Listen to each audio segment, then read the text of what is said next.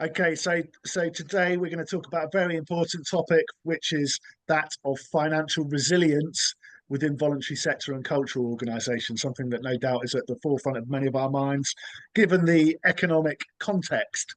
Um, so we're gonna start off with a bit of an open discussion about what financial resilience means to us. So please, any ideas? Jump in. You can put your hands up or pop it in the chat. Either. Uh, Can I I know I start? haven't got a clue what it means either. Right, Anne, please. Okay, so from my point of view, it's the organisations that I work with, the financial resilience means being able to have at least 4 months of running costs in reserves while you are looking to find other bits of money from a variety of other organisations. So financial resilience for me means actually holding a little bit back and making sure that you've got enough to continue with your delivery for at least 4 months. Okay, so reserves, charitable or otherwise reserves, so that, should the worst happen, you're able to close down safely, or at least have a window whereby you've got some opportunity to try and pull in other funding. Dan, I think your hand really popped up quite quickly as well. Just build on Nan's point. I mean, I think as a director of a charity, modestly funded independent charity, I think reserves feels like maybe kind of an insurance policy, or that fallback piece that you can always look after your staff, etc. I'm not sure if it equates to resilience in my mind. I think it's peace of mind and insurance rather than actual resilience. And just, Rob, when I heard you say that out loud, I don't mean to be controversial, financial resilience in a voluntary sector, almost an oxymoron. Especially in today's economic challenging times, we all fight, don't we, in our individual ways. I guess I'm an optimist here. Well, I'm an optimist and yeah, it's tricky though, isn't it? I guess I'm an optimist because I have seen where organisations put some time in at the front to be really super strategic about where and how they build partnerships that can both financially fund and make their life a lot easier in terms of supporting the running. There have been successful examples of people creating partnerships that can go beyond 1 year's partnership. So you can build a 3-year partnership that you've got that financial resilience locked in. So that would be my side from the partnership point of view. I think for me it's not about any one thing, is it? It's about having the ability to cope with what gets thrown at you. I would define resilience as, and so it's about, and obviously talking in an ideal world, because I would agree with you, Dan, it's not often then achievable necessarily, but yeah, or being able to manage unexpected events, and being able to come back if you have unexpected events happen, and so it might be a combination. Like in practical terms, that might then be dealt with by every organisation slightly differently, and it might look different. But it would likely then be things like having reserves, having different income streams, having not an over dependence on any one thing, kind of. But it's about building that picture that works for you as an organisation. Would be my perspective. Yeah. So hopefully the vignettes that everybody's going to bring from their own experience is going to put a bit of meat on the bones of all of this. I think there's something else within all this as well, which is the dreaded mission drift, whereby you fall into chasing after the money and trying to twist what you're doing to meet what people are asking for, or even going in a tangential direction to what you were strategically intending to, just to keep things running.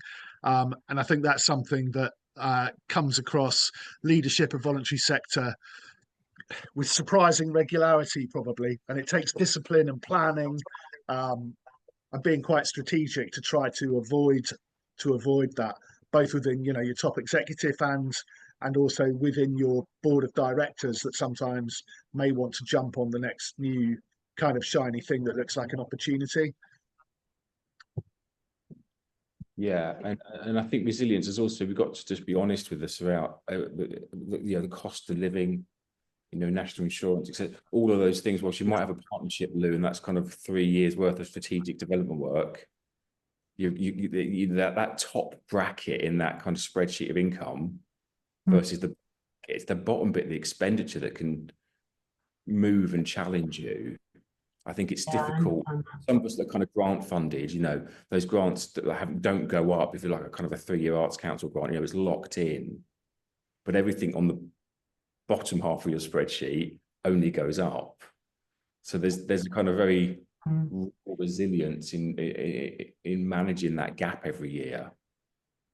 And I think that's into what you're saying, Rob, where you kind of still, sort of bridge it like that kind of multiple funding streams. And yeah, I don't want to talk too much about what I was going to talk about up front, but yeah.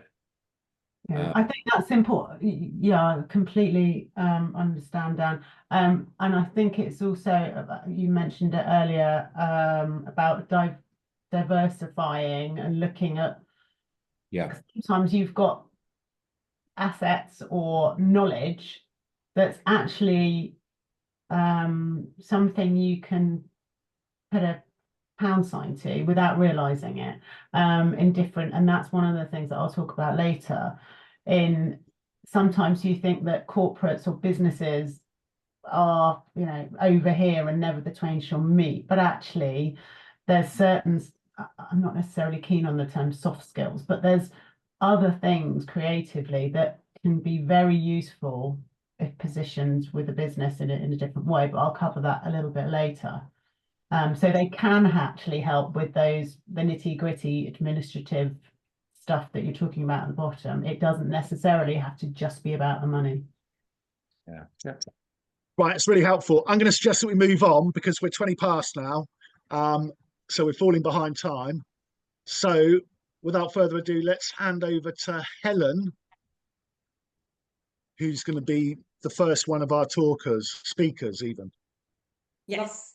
Okay, that's lovely. Thank you, everyone. Just, you know, just to give a bit of background about me, I've been managing finances now for 35 years, a heck of a long time. And during that time, I've seen a lot of organisations get into financial difficulty, and organisations of all sizes as well. So, you know, we tend to feel we're very vulnerable when we're very small organisations, but actually the bigger ones get into trouble just as easily as the smaller ones do. And when I think about financial resilience, unfortunately for me, it comes down to a very simple thing of having enough cash to pay the bills. And, you know, in the immediate term, and you want to get to that stage where you're not worrying about having enough cash in the immediate term. But unfortunately, cash is king. And that's what really drives our difficulties from a financial point of view. So if we think about the starting point of this, what should you have really as a basic toolkit? And the Charity Commission is very good at, if you go and look, there's plenty of guidance about what you should have in place to manage your finances. So if you haven't looked at that, go and have a good look at it. But it's really the basic things like having a budget, which could be multi-year. In fact, multi-year is better than a single year. And the more complex your plans, the more multi-year budgets you're going to need. But make sure you're looking at your management accounts every month and looking at the balance sheet in that as well. Because while we're all keen on looking to see whether we've overspent or not, whether we've brought the right amount of money in, having a good understanding of, you know, are you actually getting the cash in is really, really important.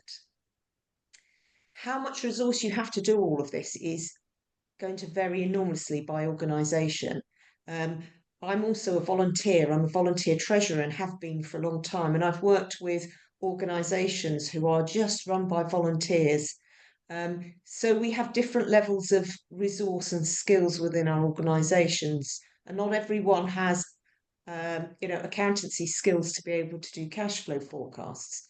But if you do, and if you do, that's great. If you don't, think about whether you can ask a local accountancy firm to help you set up a simple cash flow forecast spreadsheet, just getting some help in if you need it can make a bit of a difference. Right, if we can have the next slide.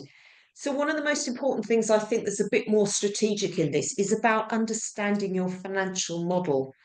And that's about understanding where your income comes from, because we are all very, very different as charitable organisations. Some charities have a lot of trading income or service contracts, and that might mean regular income, or it might be one great dollop of money for delivery over a long period of time. But there are other organisations that are almost entirely reliant on grants, a bit of sponsorship and donations. And so that gives you a very different cash flow cycle. So think about your organisation and understand those income streams, and then think about it from a cash perspective. If you are trading, i.e. you're delivering a service or goods, how long is it from when you first have to shell out cash to when you get that money back in? It may not always be in advance, it may be afterwards. If it's afterwards, you've then got to be able to fund that gap. Think about as well, if you're raising invoices, how quickly do you get paid on those invoices once you've raised the invoice? And how quickly do your suppliers expect to be paid? I mean, you're going to have payroll, that might be monthly. Well, it probably will be monthly. If you're volunteer run, have that problem. So what you need to think about is your income and your expenditure coupled or decoupled? It might be decoupled if you have grants, because your grant will come in at a point in time, but the cost of delivering that service will not relate in any way to that.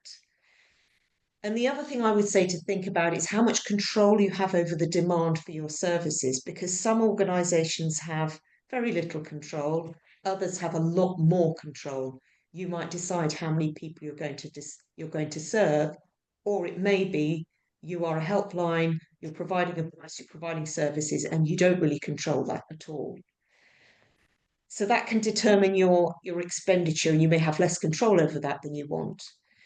And something else to think about is how far ahead your expenditure is committed, because when you sign a grant agreement, you are promising to deliver usually against some performance conditions about what you're going to deliver, when it's going to happen, and how many people you're going to serve. So that means that you may not have control to vary your expenditure in the way that you want to. So if we have a look at the next slide. Reserves were meant. Why do we hold reserves? Well, they are that cushion. We should have enough cash in reserves to provide that cushion that we need, and the Charity Commission expects us to have them. But something to be a little bit aware of is that when you calculate your reserves, you often do it at the end of the year, but that figure will change during the year. So, for example, if you get most of your income, say from grants, in during the winter, and you end 31st of December, say the end of your year, with a nice healthy looking set of reserves, your cash may actually run out by about October, as you're getting into the cycle of then having to renew grant applications and things. So it's worth remembering that that reserves figure will vary during the year. And reserves are not just the bottom line on your balance sheet, because some of that asset value is already tied up in terms of your fixed assets. So get to understand what the difference is between funds and reserves, and think about within your reserves how much of that reserve is tied up because you've restricted that reserve to a particular task that you have agreed with funders that you are going to carry out. And organisations are very different. I think Dan's alluded to the fact that we have the idea of what we would like to be, but there's sometimes the reality of what we really are as an organisation. And that can impact on your risk appetite. If you're an organisation that's been around a long time, you can have quite an averse attitude to risk. But if you're an organisation that's been hand to mouth for a long time, you can be a bit more aggressive in your attitude to risk and the amount of reserves that you hold. So we just want to move on to the next slide. So what do you need to do if you hit a crisis? And I think we've all experienced the pandemic recently, which has given us all a pretty good understanding of what impact that can have on our finances. And I tend to think of crises as being falling into two different categories. You've got the black swan events like pandemics, or if you own a building and a ceiling collapses, as happened to a charity that I was working with, and you might have to close suddenly, you lose all your income coming through the door. That's a different scenario to having a much more slow building crisis, which could come about because maybe you've set a lovely strategic plan in place and it all looked great, but the fundraising didn't quite meet the expectations. Or maybe the trading income, the customers coming through the door weren't quite as good as you expected. And you find yourself in a more slowly building crisis. And it's a bit like that thing of the frog in the hot water. At what point do you realise you've got to jump up and down and do something? When it's more of a black swan event, it becomes very apparent. And I would suggest that the thing you need to do is try not to hold to the budget, but rip it up, be realistic and start again. What can you control? What can't you control? And draw up a realistic budget from there. But if you're in a slow build crisis, it's about quantifying it and recognizing that things are changing. And are they getting worse or are they getting better? If they're getting worse and you've been monitoring it and quantifying it, then you're in a position to act, because you'll get to the point where you say, look, it's got this much worse. Now we have to do something different. So that's the different types of crisis in terms of financial resilience and management. One of the things that I think you can measure in an organisation, if you want to know whether things are improving or getting better, you can look at the defensive interval. And it's something I thought about very much during the pandemic. And that was, how much longer can we carry on with our expenditure as it is if no money comes in at all? How many days have we got left? Because when you start calculating that, then you start thinking about, right, well, let's work back from that point. At what point do we need to make a decision that we have to do something very, very different? We might have to let staff go. Is that figure improving or is it getting worse? So that's something that you can monitor very actively to give you an idea. And you can go and calculate that backwards as well. So you can go back and look at your balance sheet and calculate it if you want to get the historic perspective on that. So I think that's quite a useful tool to have in your cupboard if you want to be really resilient. We look at the next slide. Really coming to the end of this, I've been in organisations where we've got to that point where things are really looking quite dire. And somebody will say, okay, well, let's go to the bank. I'm sure we can get an overdraft for this. It really is the last resort, going to the bank when you're a charity. From my experience, the banks are not very keen on lending us money unless you have a really good financial model that's generating what look like profits. Because the first thing they're going to do is look at, can you pay that money back or not? And to give you the example, the organisation I was working with, we went to the bank and I said, okay, so if we had an overdraft, how much would you be able to give us? So they sat down and they looked at our figures, and the first thing they knocked off was any credit cards you might have, any other sort of what they consider borrowings. And it amounted to not really being worth the costs of doing it and the risk to the charity of doing it. So, you know, for larger charities, we might think we could go to the bank and get help, but it doesn't always work out that way.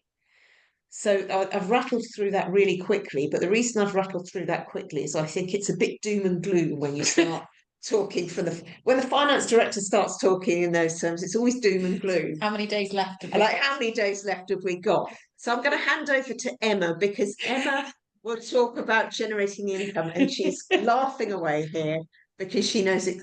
She knows this is the way that we work. So that's my little bit. I'm going to hand over to the more positive message, I think. Putting the fun into fundraising.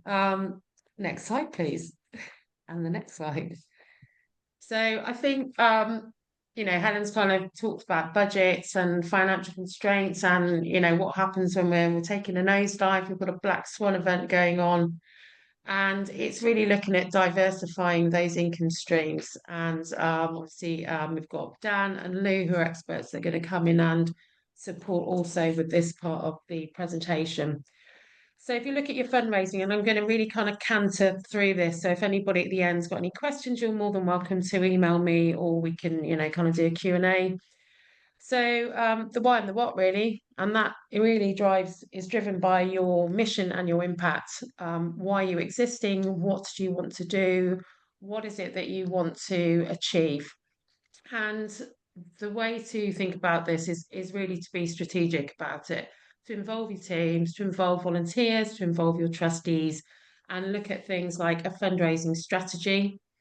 It's going to be driven by a fundraising plan. You're going to deliver the work, the projects. It could be capital works. It could be a program of theatrical work. It could be outdoor, indoor events. You're going to look at it and you're going to evaluate a report and say, have we done what we said we were going to do with the funds that we have gained?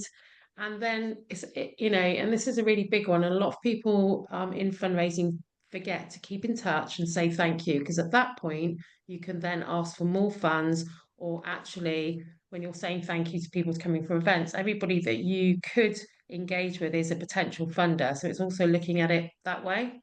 Next slide, please. So looking at your strategy, and Dan's going to go into this in a little bit more depth, but really it's going to kind of sit alongside a business plan. So you're covering a 3 to 5 year span with that. Define your clear goals and objectives. A good way to approach this is with a good old SWOT analysis. Analysis of your current situation, consider those internal, external factors, looking at appropriate resources and budget, and that's kind of, human time, resources in terms of delivery, and then what your budgets are. That's, engaging with your heads of finance. And then the thing to do with the strategy any Saturday is that regular feedback and monitoring. What you need to think about is who's going to read this when you write it. And they can be anything from, I've seen them from a page up to kind of 20 pages. And it's really, who is this for? So is it for your trustees? Is it for your team members? Is it going external? We do have trusts and foundations now that very much want to see these documents when you're applying for funds. And also, are you sharing this with your volunteers? Really, so, you do need to think about that when you're writing it, the tone of voice and layout. Next slide, please. So the plan is the plan. How are you actually going to deliver this? How are you going to get these funds? How are you going to diversify these income streams? So you've got a plan behind it. And generally, this is when you're kind of going into your bigger teams, or a diversify, kind of when you've got a fundraising team with different people who are raising different income strands. That plan really helps them to hone in on their income stream and understand what it is that's driving it. So again, you're looking at your mission and your vision and your values, and that's really important as a team that you buy into that. It's also something that I'm finding currently that funders are asking about. You look at your strategy, your timeline. Can you do it in the time that you're saying you can do? You've also got to factor in kind of marketing campaigns along this as well. Resource allocation again, which is human and financial resources. Marketing and comms plan. Donor stewardship is really, really important. So that's planning how to thank, retain, and engage your donors after contributions. And for me, kind of every human or tech engagement, as I put, is a potential fundraising opportunity, and that goes into the plan. And, a good thing about your plans is once you've written these, you can refresh your mind, because what happens is you write these documents and then you go into the world and then you see there's a fund available, and then you've got to write that, and then you've got to do something else, and you actually forget why you're doing things. So I kind of think it kind of brings you back in and centers you. Next slide. And there's loads of different versions of 7 pillars of fundraising. So these are the ones that I kind of think about. And this is really when we talk about that diversification. When I'm looking at, kind of funding pots or what's available, then you've got your grants, and examples of this is, your National Lottery, Arts Council, Heritage Lottery, and then trusts and foundations, and these can be your family foundations. So that's kind of sitting in your grants. Then you've got donations. So this is where you really need to think about your compliance and, legitimacy. And again, working with finance really is really important when you've got money coming in. So you've got your individual contributions, which could be through online platforms, major gifts from private donors. So COVID, Helen spoke about COVID, but certainly the organisation I was with before, we got a lot of big gifts in during COVID because it's the only way we could get revenue in. Regular monthly giving programs is a really nice way. It can be with big organisations where they pitch that out to their teams. It can be, kind of other ways, but those regular ones really do kind of help you build up those reserves. And then legacy donations or bequests. Crowdfunding is really tactile. It's a really easy thing to do. It's really easy if you've got the right campaign to get people engaged with. So Kickstarter is really good for your, community arts programs. GoFundMe, crowdfunder platforms, and then you've got kind of peer-to-peer fundraising via social networks as well. Membership. So when you look at memberships, you're kind of looking at, say, theatre schools with a friends membership. You've got cultural venue loyalty memberships where you can have exclusive benefits, patron circle memberships with behind the scenes access, or kind of tea with the CEO, that kind of thing. Tiered membership schemes with perks like free events. So that sits in there nicely. Events. Now, events, you really need to look at your ROI on this. So what is the activity behind that event and how much money are you actually going to generate from it? Gala balls are really good. They take a lot of investment, but can be a really big return. Community open days with donation opportunities, exclusive donor appreciation events, annual festivals with ticket sales. Next one looking at is products and services. So we can have merchandise sales. So just, get your merch out there, get people buying that. Cultural tours, paid workshops, online creative classes and webinars. And then sponsorship, this is something that Lou's going to go into in more depth. So there's, different sponsorship, and it could be naming rights, education, corporate sponsorship, or if you're doing something like a gala ball, you're going to sponsor that food and wine. Next slide. And then what I've done is I've just put some resources together, and these are regular ones, which are my goes-to, and they are all free ones. So I'm more than happy to, again, send out the web links for these to people if they're ones that you don't know about. So you've got Charity Excellence Framework, which is a free resource that provides access to numerous funding lists and a grant directory. And it's just about, with all of these, is about giving yourself the time to go in and learn how to use each platform, because they're all slightly different and they're not all easy to use. You just have to be really simplistic in the way that you approach them. GrantNav 360 is good, and they do give free workshops on how to use this. So you can go in there and really kind of drill down. It won't tell you who's going to fund your work, but it will tell you what organisations have been funding and how much that funding has been.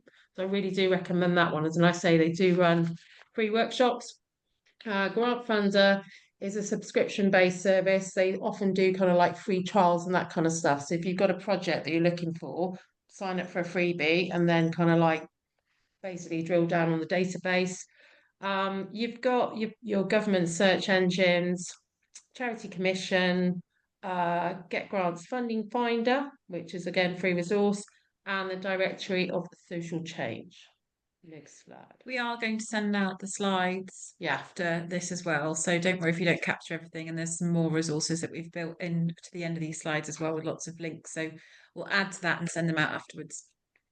And then we kind of, we've looked at why we're fundraising, we looked at what we're doing, we've got the money in, but then it's about keeping in contact with people, because what funders really don't like is to fund a project and then they don't hear anything. And it's the same with donors as well, and it is a well-known fact in fundraising that this element can sometimes not be the best part. So you're kind of looking at why it matters, and it's good to write to people, kind of email them, give them a call, and tell them why it matters, and what they've done and how it's supported your mission, what that impact's been. So that kind of classic example. Fundraising ensures we've got the resources to deliver vital projects. We've engaged with communities, and actually we've made a lasting difference to our communities and the wider communities. And then people just like key stats as well. And something, if you look at organisations like the RNLI, this is really easy to do. For cultural organisations, we've got a wider impact. So it's just kind of like a story, a film, a narrative. And last year we raised X amount, but what we did was we funded these programs and it benefited these people in these groups. And I'll say it again, don't forget to say thank you. Any questions? Sorry, that was a very quick answer because it's a massive topic. Right, back in the room. We have time for a bit of Q&A now, or a bit of discussion about what you just heard. If there's any kind of questions before we go into Lou, if there's any questions anyone has, or any thoughts or reflections indeed on anything that... Yeah, can I jump in? Because this is all... This is some of the like real practicalities, isn't it, about how we go about it. I'm quite interested in the role of boards in terms of governance and kind of really understanding the financial picture of an organisation. I mean, what's people's thoughts about how they manage that at a board level? I mean, for example, at SBS we have, and we do this. I'm on the board of Soco Music as well, and we have a particular subgroup of the board of directors at both organisations that take far more of an interest in the financial outlook, in the cash flow, and they tend to meet quarterly as a kind of finance subcommittee to ensure that the trustees have got a really strong line of sight over everything that's happening with the organisation financially. I just wondered what other people kind of do, because quite often people will come onto the board and not necessarily have considerable finance experience. They may have experience in lots of other things, but it is a kind of particular side to charity governance that's obviously incredibly important. To offer a response on that, Rob, we have a board currently of 8 members. We've never had a kind of subgroup. That's possibly a good idea, but we do have a kind of inside that the treasurer, the chair, and another trustee meet for a mid-year review. So it's not quite quarterly, but we'll kind of just rag rate where we are across all lines of income and expenditure. Obviously, the full board is involved in the whole kind of budget making decision. So that's gives them that oversight, if you like. I think also, like, when you bring people onto a board for certain experiences, for certain skills that they can bring, and I don't think, we should just expect everyone to be able to read a set of accounts or kind of understand a cash flow. So we've always tried to kind of have a little buddy system going where maybe the treasurer or someone that does have that expertise might work with someone that's come on to represent, a community or artists or, other kind of the cultural services side of it. So what thing we've just done, because we realised that actually there was a skill set, because a couple of trustees stepped down, that we were missing around fundraising. We've got a new trustee who's just joined in this last year, who was head of development at Bewley National Motor Museum. She's actually just moved jobs, but that's been incredibly useful. I could talk about this maybe a bit more later, but she effectively looked at kind of what we're doing in terms of our fundraising. It was like, you've done really well with your grants. Where's your sponsorship? Where's your kind of work with corporates? Where's all that kind of side of fundraising? So that's a kind of current pivot for us. But yeah, I think it's to your point, Rob, I think it's really difficult for board oversight and for everyone to be an expert. So I'm going to take away a subgroup idea. Thank you for that.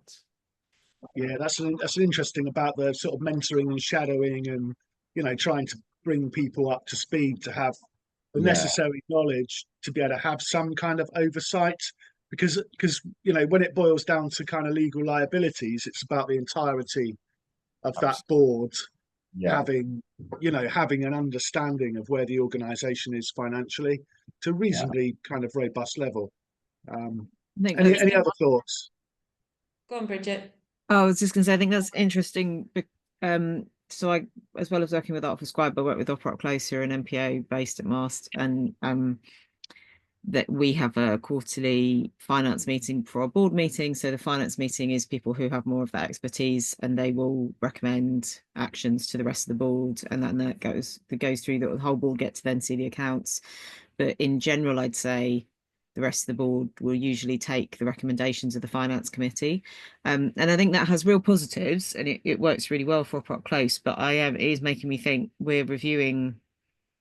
It's an advisory group at Artful Scribe, not a board. We're not a charity, but it's more similar to Zoe Logic. But I think there's an interesting thing about if we did that with Artful Scribe, I suppose the danger would be that those who are coming on the board who actually want to gain experience, and this applies to Opera Close as well when we're recruiting new trustees, is you want to make sure that doesn't get lost for the people who actually might not understand the accounts and might be more interested in learning more about that side of things if they're not on a finance committee. I think the buddy system's a really good idea. I like that. Yeah, and I think we need to do a skills audit of who we've got already and think about who we might bring on. But equally, yeah, think about who might want to develop what's different skills as well.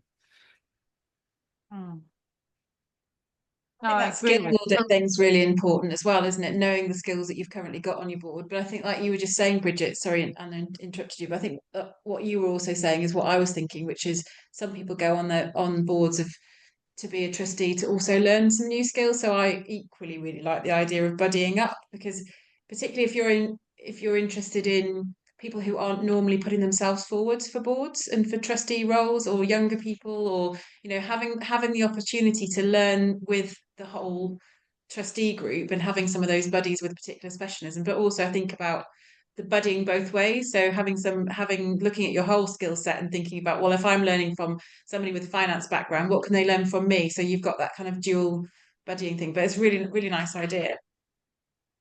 Sorry.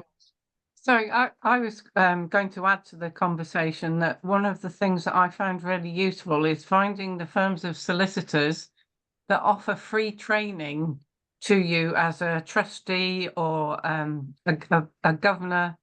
There are a number. I've been on a couple of workshops now from Farrer and Co, LLP, who run free workshops for an hour, usually at lunchtime like this, on finance and your liabilities as a trustee, all the legal situation that you may find yourself in, all the things that probably put most people off saying, yes, I'll come on that board, or I'd like you to consider my application to be on that board, because you're worried about the liabilities that might go with that as well. So I found usually London-based firms of solicitors are really good at offering free training. It'd be great to get that name, Anne, of the one you mentioned. How do you spell that? Farrer and Co, Farrer Right. and Co.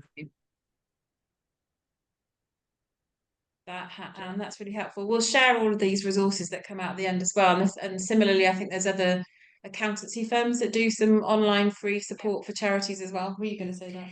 Yeah, and I was going to say, from the perspective of somebody who's running the finance department in a charity, I find it really worrying when trustees don't ask enough questions. Yeah. And it's very reassuring when you know that you've got a board that's got a group of trustees who are going to ask questions, are really thinking about what the numbers mean as well. And just to pick up on the fundraising side, because it sometimes you get this feeling that if you're the sole person in charge of the finances, and as I say this as a trustee as well, is that everybody looks to you to have sorted all the problems out, and if there's a financial problem, it's all your responsibility. It actually is a shared responsibility, and whilst not everybody needs to be an expert in it, you do need a core of people who know enough to answer the questions, not just about the finance side of things, but definitely about the fundraising and the income generation strategy, because that's where it starts. The finance and the cash bit's way down the process flow. It's generating the income and really understanding what the risks are in that income as well. So You know, just simple things like if you're reliant on grants coming in, do you have a sort of risk analysis of your income sources? Do you do any kind of scenarios analysis of your income coming in? And I've had to do this in the past where, you know, you'll be told, well, we're planning on our budget to have X amount of income coming from these different income sources. When you start drilling down, you say, okay, can we give this a sort of, as you said, a RAG rating? You know, is this red, amber, or green? Is it in or isn't it? Is it imminent, or is actually we're still prospecting, and they're on our list of potential funders, but we don't really have a relationship with them. That then starts to, you need to start thinking about the risks in your income stream, because that will help you to think about, well, where's the flexibility in our expenditure, and how far down the line is this going to hit us? So it's really important that people at board level do ask the questions about the fundraising strategy and about the income that's coming in. Agreed. And I think I would say particularly, oh, sorry. Someone else was. I would say particularly when, I mean, you were mentioning in your presentations heads of finance and teams, and in our organisation there's only 3 of us, and we're all of those things at once. So the ability to then have all of that expertise and without support is, you can't. No, it's very difficult for if you're entirely volunteer run as well, because it's very hard to find anybody who wants to take on the finance mantle, and even the fundraising mantle.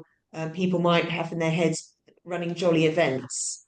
They're not necessarily thinking about taking responsibility for the slightly, deeper thinking that has to go on. Or the regulation. Or the regulation, as well. There's all of that as well.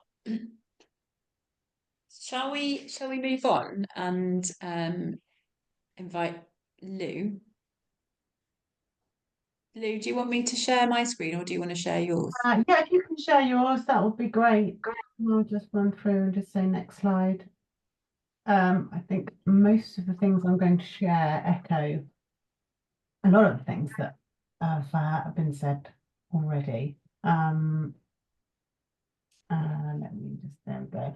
I'll just quickly run over this to share with you some of my experience, because I have had the privilege of working with some rather large organisations like the UN, but opening conversations with equally sort of global companies like Meta and Google and Mars, which, as you mentioned earlier, they too sometimes have exactly the same financial considerations on a very different scale, understandably, but very much still running a business. And I've also worked with the British Chamber of Commerce on behalf of businesses up and down the country.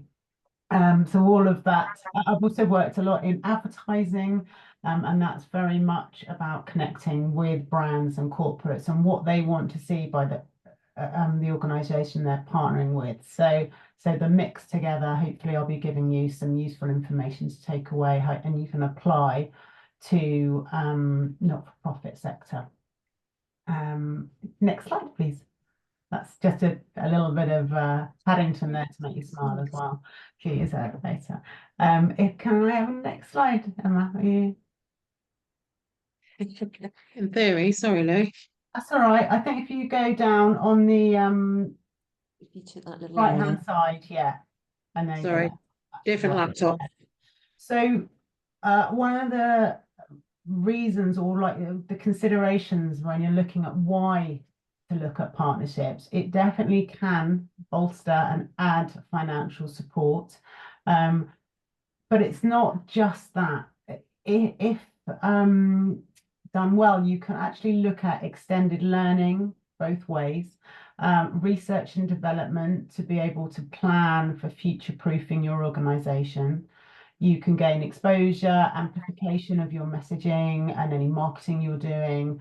And you can also look at requesting talent exchanges or technical support. So a lot of the charities that I've worked with sometimes ask a local computer group or specialist or technical, even if like in the advent of AI now, we might be able to make our workload, if you've got a really small team, pretty easy if you get some training on AI applications and things you can apply. I know that's pretty scary, but it's definitely happening. And it might not just be about the money. You could actually strengthen your team and your offer and your output in other ways. So next up, please. I'm going to whistle through. Oopsie. One more. Just the process of, this is the real top line overview of the process of when you're looking to do a partnership. And the first really important step, which is very similar to the fundraising part, is understanding your why. Not just the why of why you exist and what you're doing, but why are you speaking to the partner that you're having a conversation with. A lot of charities, when I've spoken to corporates or brands who've been approached by charities, you're all super passionate about the role that your organisation, your charity or purpose-led event plays. But the thing to understand is, why is it important to the partner you're speaking to? Because that's often forgotten. There are a raft of fabulous, wonderful organisations, but you have to spend a lot of time looking at the groundwork as to why you're speaking to that organisation and where your values align and what you can. So that research piece comes into that, and that all comes ahead of connecting, so you can really land a solid message home. And echoing what was said earlier about nurturing the relationship, and I'll go on to a bit more about how you can do that before you actually do a pitch to them and negotiate, because you two can negotiate. You don't have to say, well, yeah, we'll take anything you can give us. You can really put a strong offer together. Make sure you have a contract. There's nothing worse than it all being on the back of a napkin before the execution of any partnership. So there's everybody is, I hate this term, but on the same page as to what to expect, what to anticipate, who's getting what and how.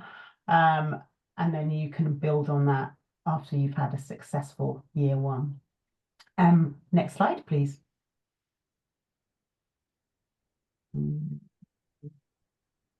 Yes, we can scoot through that one. It's understanding your offer. So, and the first thing to identify, and it's a good idea for an audit, because you might just be running the data thing, but what do you do brilliantly? What sets you apart? And it might just be one small element, but you do it the best in your area. And what problem does your organisation solve? And these will all help to build, if you like, the hook that gets any corporate or organisation supporting you. How do you make an impact, and with who? Any insights you can share. One of the other things that businesses at the moment really like is to be able to say what impact they're having in their community. Can you offer people insight or research about a group of people, say creatives between the age of 18 to 30, for instance, what they're doing, where they're spending their time? Can you get a group together that gives people a real nugget of insight to either shape or enhance their business? And how might that business benefit from the work that you do? I've just got here a couple of ideas on the side. For instance, like people very much, well, actually, given the world landscape at the moment, and Mr. Trump really pulling back on anything to do with diversity, equity, and inclusion, massive organisations are shifting the way they talk about any purpose-led partnerships. And I'll come on to a bit more in a minute about the language that you use when you speak to people, but you don't necessarily have to use those DEI or elements specifically, but community and regional relationships are moving up in terms of priority. There's also things like upskilling. Medium to large organizations want to feel that they're supporting their employees, or to show that they're supporting their employees. And it might be a program that you can devise where your organization goes in and does workshops, delivers workshops to the corporate internally. There's sort of a two-way stream that can happen. Lots of different ideas. It could be around mental well-being, and that if you're running theatres, or I'm just thinking maybe on the books front, people go in and have sessions where they'll book clubs or things that you can link to mental well-being that aren't to do with the corporate role that they play, but that build other characteristics of those employees that help serve the business in other ways, and creativity in the same way. So it might be an arts-based session that gets people to shrug off the misery that they've had with their boss that day, or paint something that could be the future of the organization, but some way that brings innovation in and wider thoughts outside their regular job. Next page. So yeah, it's thinking about changing the fact that you're a creative or a charity, and the corporates are over here, but how can you to mix the two together and foster creative thinking? And I just put a little quote here by probably a big, in fact, IBM are based in Hursley, aren't they? So not too far from you. And that's a quote from a big document that they put together, that creativity is increasingly important within the complex business world that we use. So, and we'll scoot over that. So I'm whizzing through. Are you right with that one? Brilliant. So when you're speaking to corporates and considering a partnership, they will measure it in different ways. They will probably look at it in terms of how many, what sort of audience can you reach? So if they're looking to do a big brand awareness, so they want their logo to be seen as many people in Southampton as possible, and to be associated with a particular activity, the reach of that campaign or partnership will be important. Increasingly important is the impact that you'll make. So that could be however many people were there on the day, or it could be an extreme, how many lives were transformed by being involved in this program. The medium to large organizations will often have shareholders and documents that they put together on report. If you can give them something impactful to say that they have invested money to support a community activity that has resulted in X, Y, and Z, that they can showcase and shout about, then that's really important. They are often aligned, there's those words, the ESG and the DEI, with strategic goals, which I'll come on to in a minute. However, in the last literally 2-3 months, that has shifted slightly, but just to be aware of. And what are the business outcomes? Is there an opportunity with a partnership that you build that they've had so many more inquiries about working with their legal firm? Or you talked about the workshops that those accountants said. They will be investing their time. One, obviously it's a great thing to do, but equally that you've just had a really good word to say about Farrer & Co, and from a reputation management, that's worth a lot. And that's something that you can build in. And reputation consideration is very important in both ways.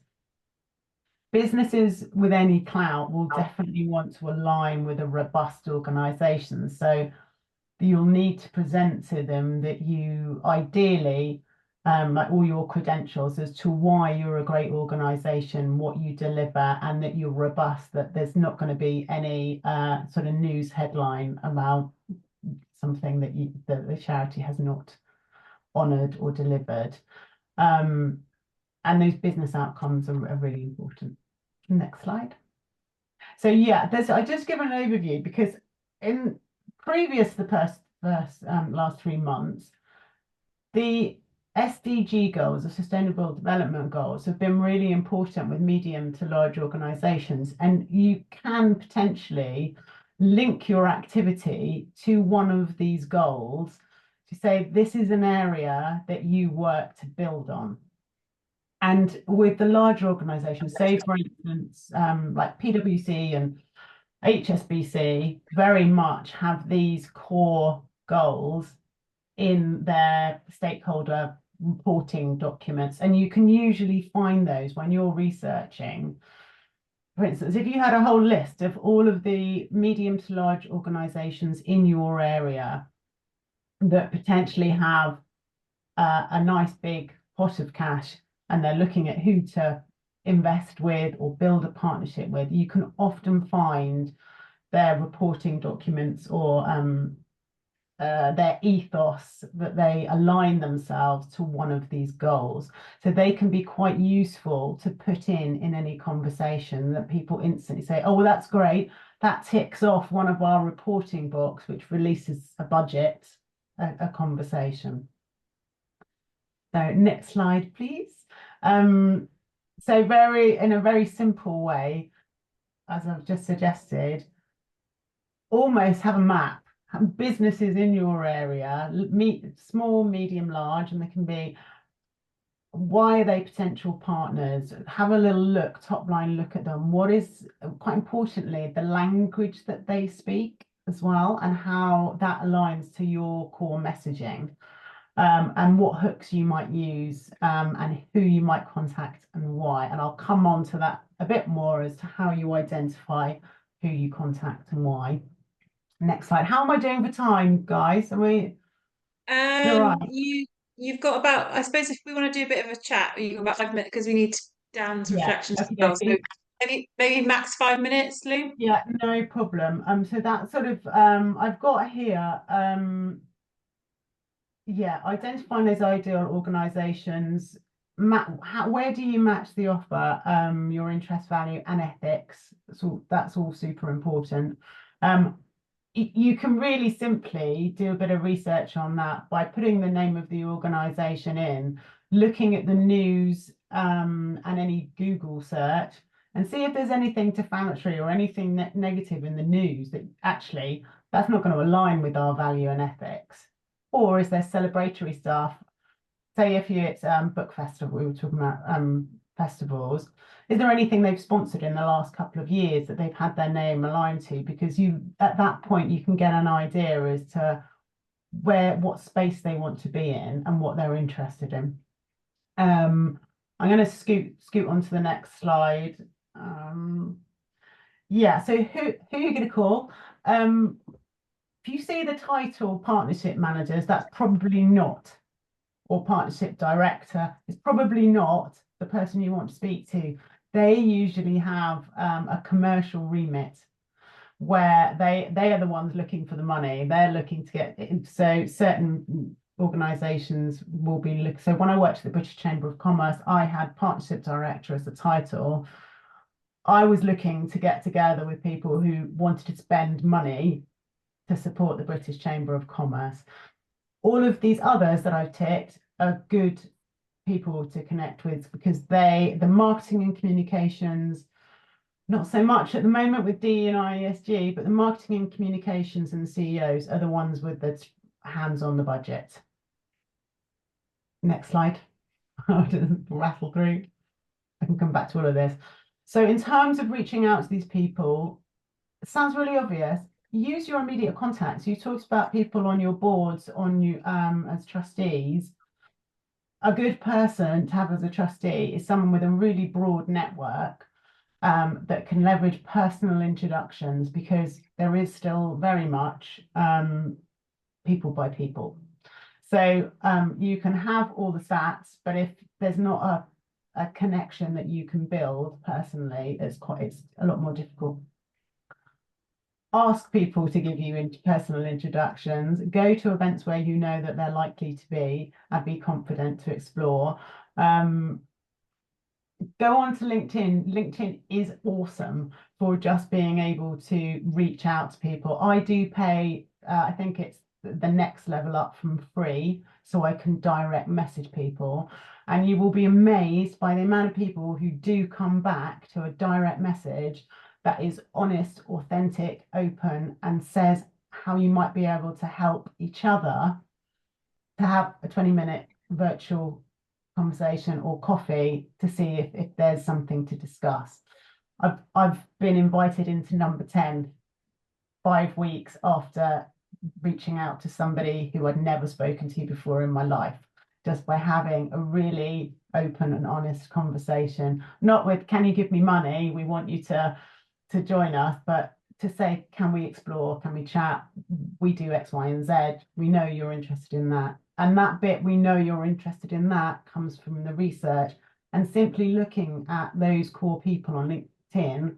What are they posting about? What are they talking about? What can you hear they're celebrating, to build almost like your investigator of like and their personality of what puts their light switches on, and do that due diligence thing of looking at headlines and where that organization sits, if there's anything being spoken about them, to see how you can put the puzzle together, if you like. I think I've got one more slide. I'll share all this afterwards, but it's really important to be open, authentic. Don't do a big sales pitch. Don't ask them for money first up. That's enough to like push people away. People that get approached for money all the time.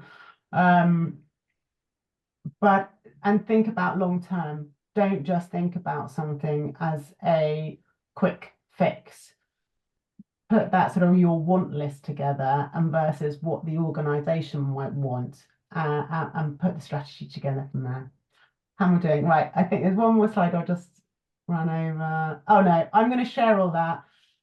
Once you've got that partnership conversation and an interest, I'll share this, but it's what sort of details you can share with them to get their full interest and lock things in. There's so much more I could say. Absolutely brilliantly. Really good. I think it's an area that we really underperform on as a city, to be honest. You're not alone. So many people sure don't think about it, but the big guys, the big businesses, they do have budgets for this, but they're very stringent on looking at what the why and the impact. And it doesn't necessarily, it's not necessarily the first thing you think of, but there are so many different ways to weave the partnership that gives you so much more. This could be a whole session by its own. Maybe we can revisit that, Claire, at some point. Yeah, I have done that with Lou before, so yeah, we could look at doing that again. I think it might come back in the series. Bridget, the minute you said I used to work up in Scotland for the Herald newspaper and looked after their book festival, and bringing all the different areas that you can bring in sponsorships. And so whether it's sponsorships, right? So for instance, you can create a little space that an organization can own, and that could just be the smallest room that you make a space for, that is their room, and you charge them for that and you badge it. You could be a local drinks producer offering a specific drink on the day. There are a myriad of opportunities. Yeah, no, you've got me thinking. Well, yeah, for us, it's all about so many amazing things we could do, and you genuinely have got me thinking. But I also need to be careful of kind of, there's some things which we need to build in timelines on all of this as well. And and that is the one thing we're doing a lot of change at the moment. You want to ensure that any activity, campaign, whatever the partnership looks like, that it's the delivery element. You want to make sure that from a resource point of view, you look at the time that it's going to take. What options are you going to get maximum income, minimum resource required? And I think that comes up front when you're understanding what is it you can offer, because it might be the research piece you can offer people. That's, that conversation is a big piece that the organisation is interested in understanding. and it's a report that you offer. There's I work with a lady who runs a it's called Black Culture Market, and she's really innovative. She just decided she's a woman, a Black woman who brought a lot of suppliers who are bringing in items that are from overseas and from Black culture, basically Black Culture Market. And rather than just putting it on, this happens in Brixton. She gets everybody to register when they come in, so she knows exactly who's and they have to give an email. So she's building a big data bank.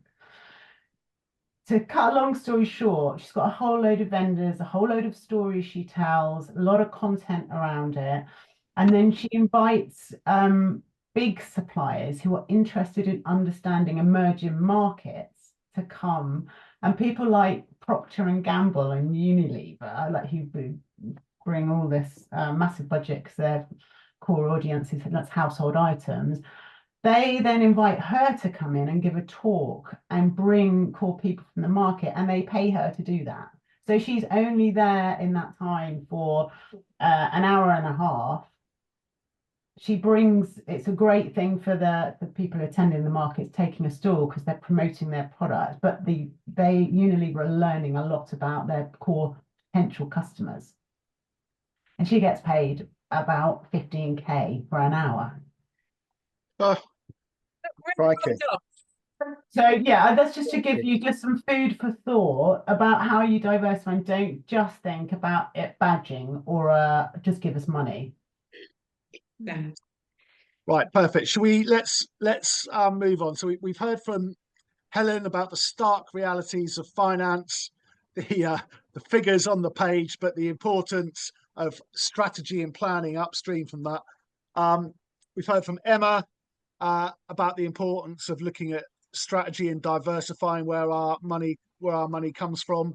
Slightly more kind of optimistic, and then about how we can exploit and build relationships with the private sector. I'm not sure exploit's the right word, Rob. To exploit and not be exploited. Mutually beneficial partnerships. Yes, we're both walking down the same street together, where we find resonance with our aims to build something that has synergy.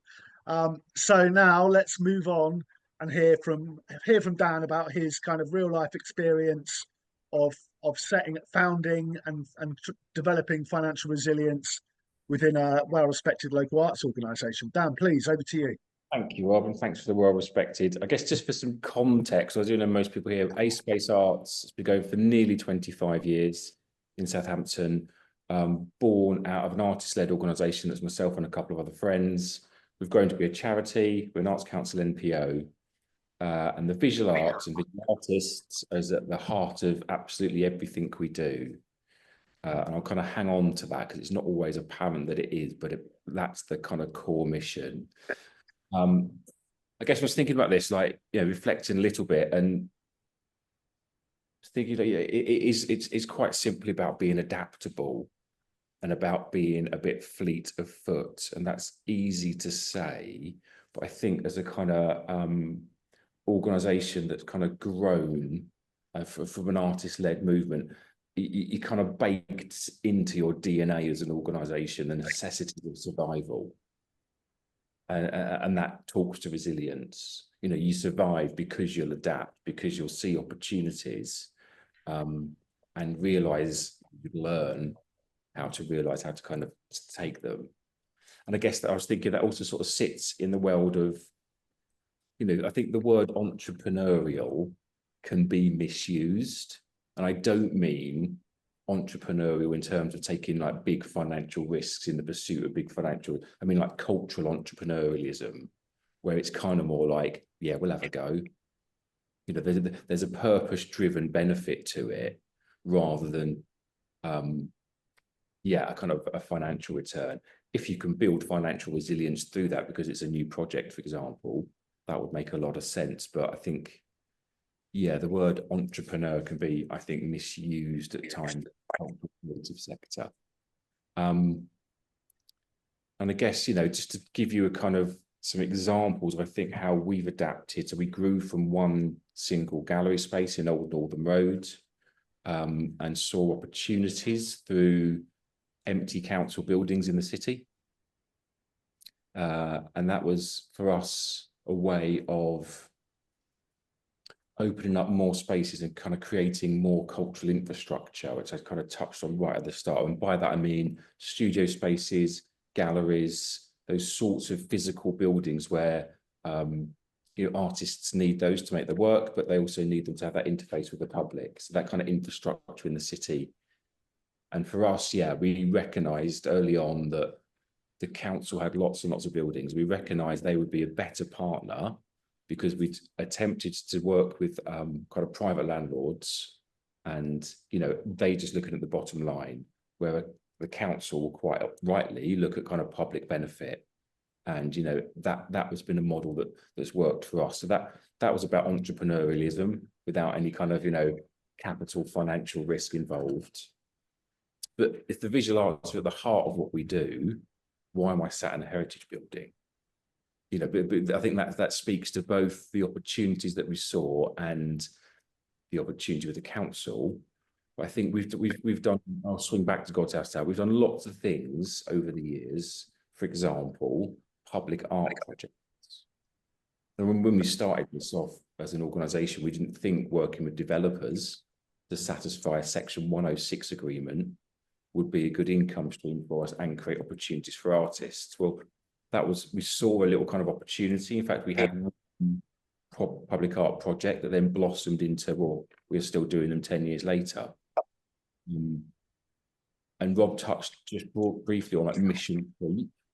And I think, a mission needs to have a kind of core, but also if you're going to be fleet of foot and adaptable and therefore build resilience, you need to let your mission sort of breathe just a little bit.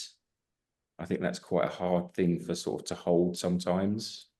So public art projects is absolutely one way that we've been adaptable, built resilience. If I was thinking about, God's House Tower as a building, this is an arts and heritage venue. So that heritage has kind of been a big bolt on, if you like, into kind of our mission. But it helps us deliver what we want to achieve for the public and for the artist, but it also helps us have a bar, put on music, put on film, have a shop now that does quite well. So there's all those different ways of kind of bringing in income streams into the organisation that wouldn't, I mean, when I started off doing this 20 odd years ago, I didn't think we'd be a charity, let alone working in kind of scheduled ancient monuments. So I think there's something around that, letting that mission, but also the vision kind of grow a little bit and being able to kind of just adapt and see opportunity and then know how to build the partnerships to deliver those. I'm sticking to some headlines because I'm conscious technically we've got 4 minutes left, Claire. Emma will know this particularly, but the square peg into a round hole of a funding application, how can you make this fit? You shouldn't really do it.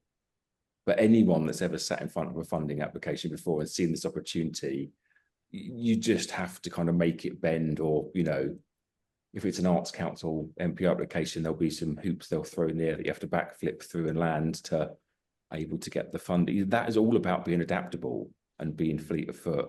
And all of that is about being resilient. And I think what Lou, what you said there is so interesting, and to bring it right back granular to us, we have an event here next week with 80 businesses signed up for it. So we, as I mentioned, our new trustee came along, so he's great doing all this stuff with us. Where's your corporates? So we're now trying to pivot towards being closer to the business community. So that was very well timed to hear from you today, because that's some really useful pointers. But there's a realism that underpins all of this. And I think everyone on the call will understand it, that we were small organisations with small teams of people with really modest budgets. And a fundraising plan on its own is a huge thing to deliver if it includes the 7 pillars. How do you work across that? I'm speaking from my personal experience as director. You know, I would also look after HR and IT and anything internal, or you know, and anything else in. So holding kind of fundraising as a kind of, you know, something that you can dedicate the time to that it requires to be successful is super challenging. And I must admit, when our trustees started talking about corporates, that sort of sent a shiver down my spine. That felt like a mountain to climb. And we're taking some good steps, but it still feels like a huge arm on my time, frankly, you know, and where a funding application might have a 8% chance of being successful, you might get 60 grand. You know, all that time and all that effort into that kind of corporate business, we don't know what our return's going to be. I would be amazed if anyone gave us 60 grand. You never know. But I'm just trying to make some comparisons and kind of dose that with, you know, the realisms of running a small arts organisation. And then one other thing I'll just swing in quickly, when we were talking about funding, anyone that's in Southampton would recommend going to, our library has a, we get this right, Business and Intellectual Property Centre, which is quite a flash name, but what they have is a free funding database. And there's an amazing guy there called Charlie, who will just take you through it. A lot of them, you know, you have to, I agree, I've done what Emma suggested, have the free trial, but after that, you still want to kind of bury in and go and find it. And I would go and see Charlie. He's upstairs in the library. You have to book a meeting with him. He's a lovely chap. He loves a chat. So do make sure you have some time. But I walked away with it with probably 30 new trusts and foundations I'd never heard of. You know, so that was really valuable. But again, the realism, that's still a list of 30 charities I haven't had a chance to yet look at. So there's, yeah, it's a juggling act. So I think resilience is about adaptability, cultural entrepreneurialism, just having a go at times, you know. I'll leave it there, Claire. I've just gone through my headlines rather than the whole thing. Hope that's okay. That's great. Thank you, Dan. We are bang on time. Well, although I would really appreciate if you could spend a little bit of time. It's literally a few questions. So if you have got time to just do a bit of that evaluation, that means that we can build more of these sessions and kind of make sure that, you know, we include your feedback in how these sessions progress going forwards. Thank you so much, everyone, for being involved today, for the speakers and for everyone taking part in the call as well. Rob, I'm going to hand over to you whilst I just put the evaluation thing in the chat to do the kind of final thanks and the what. Yeah, well, no, a massive thanks to all of our speakers, really, and also a big thanks to Claire, because she's done the majority of the organising on all of this. But I mean, as I've reflected in the chat, I think each of our topics today could have been a whole session in themselves. So when we finish this first round of these bite-sized sessions, we want to kind of evaluate and see what the topics were that would be really useful to expand on. So we're hoping that will be the second kind of phase of this governance training. So please do stay tuned in. Our next session is in the chat. Tuesday, the 25th of February, and that's going to be about leadership, people, and organizational culture. So again, an incredibly important part of organizational resilience, and a massive risk if things go awry with it. So thanks again ever so much, everybody, for coming along today, and I look forward to seeing you in February. Lovely to see everybody, and I've just put in the chat my LinkedIn and my email if anyone had any other questions that they think worth coming for, if nothing else. We will send round the presentations as well, so you've all got those afterwards. We'll go on to Eventbrite and send them to everybody that logged in. Could I just ask Dan and Lou to stay for 2 seconds, please? Just one bit of admin to follow up with you both. Thank you. And we'll see you again on the 25th of February. Come along to the next one.